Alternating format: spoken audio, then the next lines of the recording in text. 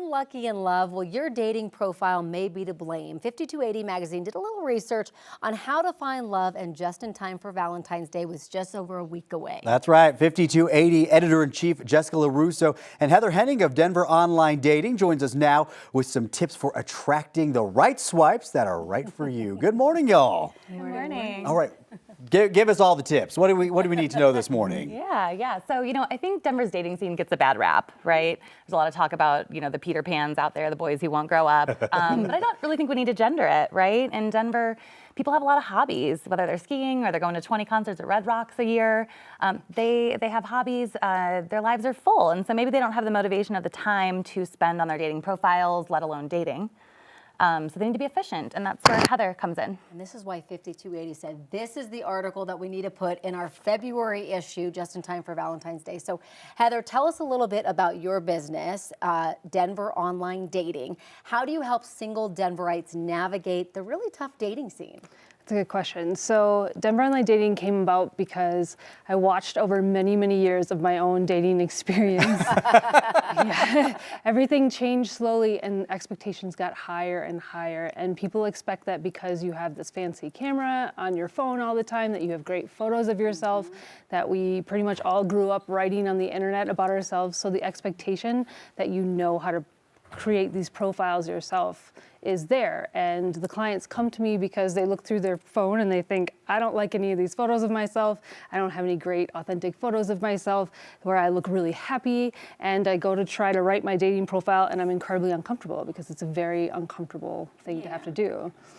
Help us write some of these profiles this morning. What are some of the biggest mistakes you see in people's profiles? I love mistakes questions. Okay, so first of all, sunglasses. Do not put any photos of yourself on your dating profile wearing sunglasses. I want to see your eyes. I want to connect with you. I want to feel something when I look at your photos. I want to see really authentic, happy smiles so that I know you're comfortable in your own skin. But last, I see a lot of low effort profiles. And I think that's because people go into the process and they start it and they feel really uncomfortable because talking about themselves in a way that doesn't sound like they're bragging is a really uncomfortable thing to do. And that's where I come in, and I'm so grateful that I get to be part of that. What is your advice to someone who is just completely fed up with online dating at this point? Good question. I have two really big things. Okay, so the first thing is educate yourself. Educate yourself on your experience, why you're here, what you're comfortable with in terms of how much energy you have to put into it regularly, and set some boundaries for yourself. But more importantly, educate yourself on the other side's experience.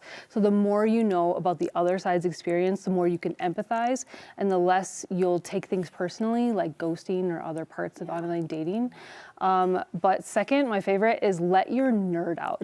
Yes, I agree. Yes, exactly. So what I mean by that is figure out what's different about you, what's nerdy about you, and find someone to help you put together a profile that will let your nerd shine, but in a palatable, digestible way.